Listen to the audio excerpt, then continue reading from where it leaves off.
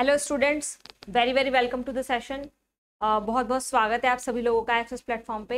आज के सेशन में हम बात करने वाले हैं कि अगर आपको केवल फिजिकल केमिस्ट्री के बेसिस पे 100+ स्कोर करना है तो हमारा क्या जो है पाथवे होना चाहिए, क्या हमारा तरीका होना चाहिए। I will discuss these points in today's session. ठीक है, तो let's start the session with the first thing कि हम पेपर को सबसे पहले क्या करेंगे, एनालिसिस हमें करना पड़ेगा। पेपर को एनालाइज करेंगे। ये जस्ट एक सैम्पल पेपर का एनालिसिस है जो मैंने आपको लेके आया है फरवरी 2025 का। अगर हम देखें बात तो यहाँ पे अगर आप देखोगे तो क्वांटम केमिस्ट्री से 3 क्वेश्चन थे बी पार्ट में, और सी पार्ट में देखें तो 5 क्वेश्चन थे। इसको थोड़ा सा समझते हुए चलिएगा। एनालिसिस आप लोगों को नहीं करना है, वो करके हमने ऑलरेडी दिया हुआ है। ठीक है, चैनल पे आप किसी भी वीडियो को ओपन करोगे आपको मिल जाएगा। अगर हम बात करें थर्मो की तो 2 क्वेश्चन यहाँ हैं, 2 क्वेश्चन यहाँ हैं। केमिकल काइनेटिक्स के 2 क्वेश्चन बी पार्ट में, 2 क्वेश्चन ही सी पार्ट में। सिमिलरली इलेक्ट्रो की बात करें तो 2 क्वेश्चन बी पार्ट में और 0 में। सी पार्ट में कोई क्वेश्चन नहीं था। स्पेक्ट्रोस्कोपी की बात कीजिए, 2 मार्क्स यहाँ और 3 क्वेश्चन यहाँ। सिमिलरली ग्रुप थ्योरी के क्वेश्चन, सिमिलरली पॉलीमर और सॉलिड स्टेट के क्वेश्चन। तो फर्स्ट ऑफ ऑल तो आप ये देखिए कि लगभग क्या जो है तरीका होता है, क्वेश्चंस जो है आपके टॉपिक वाइज कितने लगभग आ सकते हैं। हाईली वेटेज टॉपिक्स आपके मोस्ट ऑफ द टाइम यही चीज़ें रहती है। ठीक है, अब इनमें कभी कभी ऊपर नीचे हो सकता है इन तीनों पॉइंट्स में, but almost half of the time, या हम बोल हाफ ऑफ द टाइम क्या 90% टाइम आपके यही होते हैं हाईली वेटेज टॉपिक्स। अपने को सबसे पहले ये समझना है, पेपर एनालिसिस किया हमने, इससे आपको समझ में आ रहा है हाईली वेटेज टॉपिक्स कौन कौन से हैं, क्वेश्चंस कितने बनते हैं। ये है क्वेश्चन वाइज एनालिसिस। अगर हम मार्क्स वाइज एनालिसिस की बात करें तो देखिएगा मार्क्स वाइज एनालिसिस क्या होगा आपका, ये रहा। तो मार्क्स के बेसिस पे 26 मार्क्स की क्वांटम, ऑलमोस्ट 12 मार्क्स की थर्मोडायनेमिक्स, 12 मार्क्स की ही काइनेटिक्स, इलेक्ट्रो 8 मार्क्स का, स्पेक्ट्रोस्कोपी 16 मार्क्स की, group theory, polymer, solid state के मार्किंग में यहाँ पे 6, 6, 8 ऐसा कुछ। इस बेसिस पे अपने को ये देखना है कि कौन से चैप्टर से कितने क्वेश्चंस आ सकते हैं और कितने मार्क्स का वेटेज वाइज, मतलब कितने मार्क्स के क्वेश्चन आपके आते हैं। इन दोनों चीज़ों को देख के हमें क्या पता चल रहा है कि यार क्वांटम, थर्मो, इलेक्ट्रो, स्पेक्ट्रो, ये topics most of the time आपके क्या रहते हैं, हायर डिमांडिंग टॉपिक्स है, इनसे क्वेश्चंस बनते ही बनते हैं। बाकी surface chemistry, colloidal chemistry, polymer chemistry, इनके क्वेश्चंस वेरी करते रहते हैं, कभी ज़्यादा कभी कम।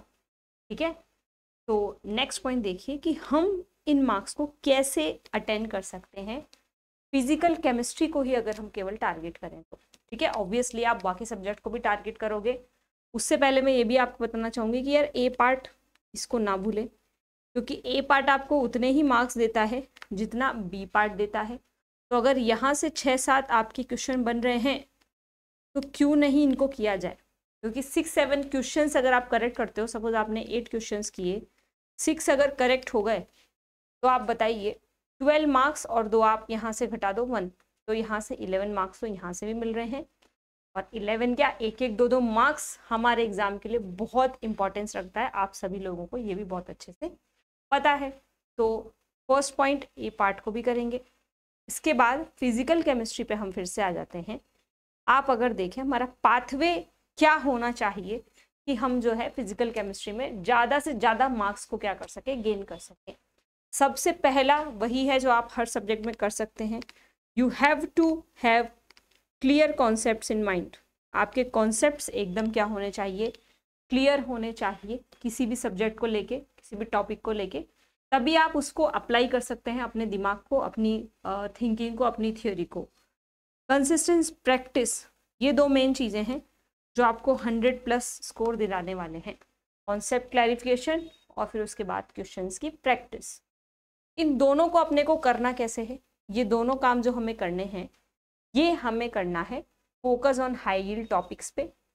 आपको हाई यील्ड या हम बोलें हाई वेटेज टॉपिक्स पे क्या करना पड़ेगा, कॉन्सेंट्रेट करना पड़ेगा, देखना पड़ेगा, जैसे कि हमने यहाँ पे बात किया। ठीक है, इसके बाद देखिए हमें न्यूमेरिकल्स बहुत ज़्यादा से ज़्यादा प्रैक्टिस करने हैं। जितने ज़्यादा न्यूमेरिकल्स आप लोग प्रैक्टिस करोगे उतने पैटर्न आपको याद होते जाएंगे, और उसी पैटर्न के क्वेश्चन जो कि एग्जाम में रिपीट 100% होने ही वाले हैं। तो अगर सेम पैटर्न का क्वेश्चन रिपीट हो सकता है तो उसको सॉल्व करना तो हमारे दाएं हाथ का खेल है, ठीक है, और कुछ लोगों के लिए बाएं हाथ का खेल है, ठीक है। तो न्यूमेरिकल प्रैक्टिस हमें करनी है और सबसे ज़्यादा फोकस यहाँ पे करना है फिलहाल, ठीक है। ये हुआ हमारा वन मोर पॉइंट। इसके बाद अगर आप देखिए तो ये सब करने के बाद आप लोगों को मॉक टेस्ट देने हैं, और आप लोगों को मॉक टेस्ट की वीकनेसेस के बेसिस पे, मॉक टेस्ट में आपकी जो भी वीकनेस होंगी उसके बेसिस पे आपको फिर से रिवीजन करना है। इससे आपके अंदर कॉन्फिडेंस आएगा कि यार हमने ये चीज़ पढ़ ली है, इसका मॉक टेस्ट मैंने दिया, सॉलिड स्टेट का मॉक टेस्ट सपोज आपने दिया, तो आपको पता चलेगा कि मुझे डेंसिटी वाले क्वेश्चन नहीं आ रहे हैं, लेकिन मैं एफसीसी स्ट्रक्चर वाले क्वेश्चन कर पा रहे हैं, मैं जो है अपना क्रिस्टल सिस्टम से रिलेटेड क्वेश्चन कर पा रही हूँ, मैं दूसरे रेडियस रेशो के न्यूमेरिकल कर पा रही हूँ, मैं डिफेक्ट्स कर पा रही हूँ, लेकिन डेंसिटी वाले नहीं हो पा रहे हैं। ब्रेग्स लॉ है जैसे इंपॉर्टेंट चीज़ें, तो वो सब अगर आप कर पाओगे देन धीरे धीरे धीरे आपको कॉन्फिडेंस आता जाएगा, ठीक है। तो पाथवे जो है ये किसी भी सब्जेक्ट का ले लो आप, फिजिकल में भी सेम चीज़ है, बस यहाँ पे न्यूमेरिकल प्रैक्टिस एक अलग ही अपना इम्पॉर्टेंस रखता है। नेक्स्ट चीज़ की अगर हम बात करें इसके बाद में, पाथवे मेरा ऐसा है, अब 100+ मार्क्स लाने की बात हो रही है, तो सुनिएगा, ब्रेक डाउन जो होता है आपके पेपर का, ब्रेक डांस नहीं भाई, ब्रेक डाउन की बात कर रहे हैं। ब्रेक डाउन जो है उसमें आपके कुछ इसी तरीके का हिसाब होता है कि पार्ट बी में इतने क्वेश्चंस होते हैं हर एक सब्जेक्ट के, ये वेरी कर सकता है, ठीक है, 13, 14, 14, 15, 12, 13, 14, 15 ये हो सकता है हर बार। तो अगर हम 14 मार्क्स लेके चले फिजिकल में, लगभग 28 मार्क्स आपके यहाँ पे मिले, ठीक है। और अगर आप पार्ट सी की बात करोगे तो लगभग 20 क्वेश्चन तो होते ही हैं, तो 80 मार्क्स आपके यहाँ से मिले। 80 और 28 मिला के 108 हो रहे हैं। अब आपको और मुझे सभी को ये चीज़ पता है कि 100% क्वेश्चंस फिजिकल में आपको करना है, ऐसा कॉन्फिडेंस लाने के लिए हमें बहुत प्रैक्टिस करनी पड़ेगी, no doubt, but this is not impossible, this is nothing like it's not doable, किया जा सकता है, ठीक है। कैसे करना है वो समझिएगा, ठीक है। तो अगर आप देखोगे तो ब्रेक डाउन ये होता है कि 80 मार्क्स का आपका पेपर होता है, इसमें से हम केवल फिजिकल को छांटें तो क्या कर सकते हैं ये समझते हैं, ठीक है ना। तो देखिए आप लोग, यहाँ पे 14 मार्क्स में से हम बोलें कि पार्ट बी में अगर 14 क्वेश्चंस हैं और पार्ट सी में 20 क्वेश्चंस हैं, तो आपको पता चलेगा कि क्या पता चलेगा कि यार इस 14 में से लगभग 10 क्वेश्चंस हमेशा आपको इजी वाले ही मिलेंगे, मॉडरेट हो सकते हैं, थोड़े ज़्यादा हों, ठीक है। और यहाँ पे अगर आप देखोगे तो 20 में से मॉडरेट, हम इनकी बात कर लेते हैं, तीनों का ही ब्रेकडाउन ऐसा है, या तो आप ऐसा ब्रेकडाउन देखो, ठीक है। इन सारे कितने क्वेश्चन हो गए, ये 34 क्वेश्चन हो गए, 34 क्वेश्चन में से अगर आप ब्रेकडाउन करें तो यहाँ पे आप देखिए कुछ मॉडरेट, कुछ डिफ़िकल्ट और कुछ आपके बहुत ही ईजी क्वेश्चन होते हैं। अब मेरा कहना ये है कि यार ये जो ईजी क्वेश्चन आपको दिख रहे हैं, या मैं बोलूँ आपके इधर आ जाइए, अगर यहाँ पे 14 क्वेश्चन हैं, इन 14 क्वेश्चन में से आपको जो है 12 क्वेश्चन आपने कीजिए, 24 मार्क्स यहाँ से बन जाएंगे। 2 आपका हम बोल रहे हैं कि नहीं किया, चलो आपने 2 क्वेश्चन डिफिकल्ट हैं, लगभग 10 क्वेश्चन ईजी आते हैं, मॉडरेट प्लस डिफिकल्ट मान के मैं ये चीज़ें चल रही हूँ। 20 में से आपने सपोज 74 क्वेश्चन के आसपास, हम बोल सकते हैं कि 18 क्वेश्चन किया आपने, 18 × 4 होंगे आपके 20, 74। अच्छा, इन दोनों को जब आप ऐड करोगे तो कितने मार्क्स हो जाएंगे, ये मार्क्स हो जाएंगे आपके 98। ये मार्क्स तो आप बी और सी पार्ट से ला रहे हैं, और ए पार्ट से आपके कितने मार्क्स आ सकते हैं, अगर क्वेश्चंस ठीक किए तो 6-7 क्वेश्चंस आपके बहुत आसानी से ठीक हो सकते हैं, डिपेंडिंग अपॉन द एग्जाम। तो ये तो मैंने कच्चा आपको क्या बताया, हिसाब बताया। अब इसको थोड़ा डिटेल में समझते हैं। सपोज करो कि पार्ट इजी वाले क्वेश्चंस आपके थे 10, मॉडरेट वाले 12 थे, डिफिकल्ट वाले 12 थे। तो मॉडरेट और इजी क्वेश्चंस तो आपको करने ही है। डिफिकल्ट वाले जो क्वेश्चंस हैं वो ऐसा नहीं है कि किसी को ना आए, बहुत सारे स्टूडेंट्स होंगे जिसमें से डिफिकल्ट अगर 12 लग रहे हैं तो एक्चुअली उनमें डिफिकल्ट 4 क्वेश्चन होते होंगे, 8 क्वेश्चन फिर भी उनके लगभग लगभग ठीक ही होते हैं। कुछ क्वेश्चन ही थे, इस बार भी बहुत सारे स्टूडेंट्स ने बोला था कि फिजिकल बहुत खतरनाक लेवल की आई थी, बट मेरे हिसाब से कुछ ही क्वेश्चन थे थोड़े डिफरेंट थे, बाकी सारे क्वेश्चन आपके डुएबल थे। ठीक है, तो इसको समझिएगा क्या कहा जा रहा है। हमें तो स्कोरिंग टॉपिक्स पे जाना है ना, इनमें से मार्क्स कहाँ से बटोरेंगे हम, स्कोरिंग टॉपिक्स पे। तो देखिए स्कोरिंग टॉपिक्स अगर हम देखें तो पार्ट बी के लिए स्पेशल टॉपिक कौन से हैं, क्वांटम आप पढ़ के जाइए। ठीक है, क्वांटम में बहुत सारे क्वेश्चंस पार्ट बी में भी है, सॉलिड स्टेट पढ़ के जाइए। थर्मोडायनेमिक्स बी पार्ट में पूछा जाता है, सरफेस भी पूछ लिया जाता है। पार्ट सी स्पेशलिस्ट क्वेश्चन जो है इसमें ग्रुप थ्योरी आती है, क्वांटम सबसे पहले नंबर पे आती है, केमिकल काइनेटिक्स आती है, इलेक्ट्रो आती है। इस बार जो था वो थर्मो आ गई थी, but most of the time electro, group theory, kinetics, quantum, ये चारों ही जो है वो पार्ट सी पे कब्जा किए हुए होते हैं मोस्ट ऑफ द टाइम। तो अपने को करना क्या है, अपने को ये सारे टॉपिक्स जो हैं ये बहुत अच्छे से प्रिपेयर करने। ठीक है, चलिए जैसा कि आप देखोगे क्वांटम की अगर हम बात करें तो यहाँ पे कम्यूटेटर ऑपरेटर से रिलेटेड क्वेश्चंस आते हैं, वेरिएशन परटर्बेशन से क्वेश्चन आते हैं, हकल्स मॉलिक्यूलर ऑर्बिटल थ्योरी से क्वेश्चन आते हैं, वो पढ़ के जाइए। Hydrogen atom wave function is also very important. इसी तरीके से हम इलेक्ट्रो की बात करें तो conductance is very important. Solubility product से इस बार भी क्वेश्चन आए थे। इसके बाद हम बात करें इलेक्ट्रो में ही Nernst equation is very important. ये सारी चीज़ें हैं जो आपको ध्यान रखना। सिमिलरली काइनेटिक्स में बोलें 4 मार्क में तो कॉम्प्लेक्स रिएक्शंस वेरी इंपॉर्टेंट, लीन वीवर बर्ग प्लॉट, एंजाइम काइनेटिक्स या फिर यूनिमोलिकुलर रिएक्शंस जो हैं वो बहुत इंपॉर्टेंट है। RNS equation is very very important. ये तीनों चीज़ें आपको आनी ही चाहिए। सिमिलरली ग्रुप थ्योरी की बात कीजिए तो पॉइंट ग्रुप टेबल्स पता होनी चाहिए। ठीक है, इसके अलावा यहाँ पे आप लोगों को IR रमन एक्टिविटी का नॉलेज होना चाहिए, जो भी आपको मोड्स दी हुई हैं उनको रिकॉग्नाइज करना आना चाहिए। तो ये सारी चीज़ें हैं मेनली यहाँ से क्वेश्चन बनते हैं। अगर हम बात करें थर्मोडायनेमिक्स की तो थर्मोडायनेमिक्स के केस में आपके Maxwell relations are very important, फिर एंट्रोपीज ऑफ मिक्सिंग वगैरह इंपॉर्टेंट है, कार्नोट इंजन आपका इंपॉर्टेंट है, जूल थॉमसन इफेक्ट आपका इंपॉर्टेंट है। ये सारे रेसिडुअल एंट्रोपी से हर बार ही क्वेश्चन बन रहा है लगभग लगभग, तो ये सब इंपॉर्टेंट वाले टॉपिक्स आपके हैं यहाँ पे। ठीक है, अब यहाँ पे देखिए नेक्स्ट पॉइंट मेरा क्या बन जाता है कि यार हमको मोस्टली करना क्या है, प्रॉब्लम सॉल्व करनी है, न्यूमेरिकल ज़्यादा से ज़्यादा क्लियर करने हैं, उसी बेसिस पे आपके फिजिकल में सबसे ज़्यादा मार्क्स आने वाले हैं। तो सबसे पहले तो आपको प्रीवियस ईयर के CSI पेपर्स के क्वेश्चन करने हैं, सबसे पहला काम अपना यही होना चाहिए। बाद में बाकी प्रैक्टिस क्वेश्चन से, बाद में मॉक टेस्ट और बाकी, ताकि हमें ये तो पता चले कि प्रीवियस ईयर में क्या चीज़ें आ रही है, वो हमें एक बार आ गई, उसी पैटर्न के क्वेश्चन वापस से रिपीट होंगे तो मार्क्स लाना इजी। ठीक है, तो न्यूमेरिकल प्रॉब्लम्स पे आपको फोकस करना है। यहाँ पे कैसे करना है, न्यूमेरिकल्स आप लोग कब कर पाएंगे, जब आपको फॉर्मूलाज याद होंगे।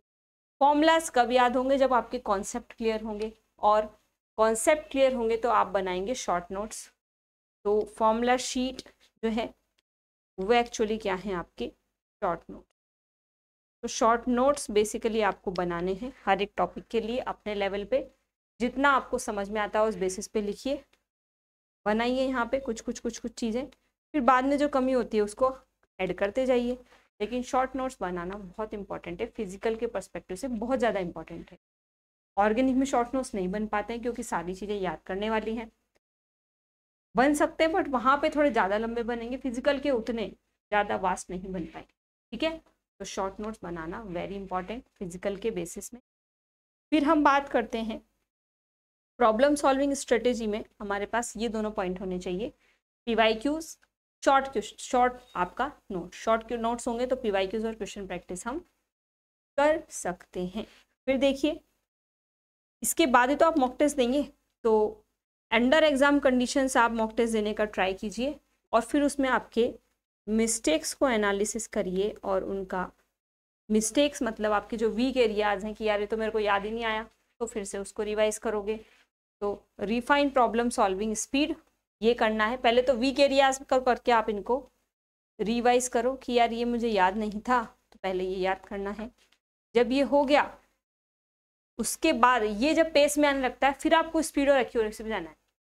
स्पीड विद एक्यूरेसी बहुत इंपॉर्टेंट है CSIR के लिए, क्योंकि आपको टाइम तो है जो कंस्टेंट है, टाइम तो आपको उतना ही मिलेगा, किसी को ज़्यादा किसी को कम नहीं मिलने वाला। तो जिसकी स्पीड और एक्यूरेसी मेंटेन्ड रहेंगी उनका काम जैसे बन जाएगा। इस पे आपको थोड़ा सा काम करना है। एंड लास्टली बहुत बहुत बहुत इम्पॉर्टेंट पॉइंट जो है, जो भी फिजिकल केमिस्ट्री करना चाहते हैं उनको ये पता होना चाहिए कि भाई ये जो वर्चुअल कैलकुलेटर आपको दिया जाता है इसको यूज़ कैसे करना है। और इसके लिए मैंने एक अलग से वीडियो बनाया हुआ है, इसी चैनल पे आपको मिल भी जाएगा कि कैलकुलेटर्स में कैलकुलेशंस कैसे करनी है, लॉग वाली कैलकुलेशंस कैसे करनी है, ई की पावर की कैलकुलेशंस आप कैसे करेंगे, 10 रेज टू पावर समथिंग है तो कैलकुलेट कैसे करेंगे, मल्टीप्लिकेशन डिवाइड ये सब कैसे करना है। क्योंकि नॉर्मल कैलकुलेटर में हमें पता होता है कि यहाँ पे 1 आएगा, यहाँ पे 2 आएगा। इस कैलकुलेटर की हमें हैबिट नहीं होती है, तो आपको इस कैलकुलेटर के हैबिचुअल बन जाना है। हैबिट डालिए कि आप इसी कैलकुलेटर को यूज़ करें मोस्ट ऑफ द टाइम। ये आपको गूगल पे मिल जाएगा, डायरेक्टली टाइप करोगे तो साइंटिफिक कैलकुलेटर या वर्चुअल कैलकुलेटर जो कि एग्जाम्स में आता है, इसको प्रैक्टिस करें। जब भी आप क्वेश्चंस करने बैठते हैं इसी कैलकुलेटर को लेके प्रैक्टिस कीजिएगा, तो ये आपके लिए बहुत बेनिफिशियल होगा। अगर आप ऐसा कुछ करते हो कि आपने पार्ट बी में क्वेश्चंस कर लिए काफ़ी सही 13 के आसपास, और पार्ट सी में आपने क्वेश्चन कर लिए सपोज 18 कर लिए, ठीक है, तो यहाँ से आपको कुछ मिलेंगे 26, यहाँ से मिलेंगे 74, 12 भी कर लोगे तो इधर से 24 मिल जाएंगे, ठीक है। यहाँ से आपको इतने मिल जाएंगे, 20 होते हैं बट मैं उसको भी कंसिडर नहीं कर रही हूँ। और प्लस आप लीजिए पार्ट ए। पार्ट ए में मिनिमम 5 से 6 क्वेश्चन तो आपके हो ही जाते हैं, तो आप काउंट करेंगे तो आपको चीज़ें मिल जाएंगी। ये सारी चीज़ें वेटेज कहाँ से मिलेगा देखिए, फिर से मैं जाती हूँ इस वाले स्लाइड पे, देखिएगा इस स्लाइड पे आते हैं।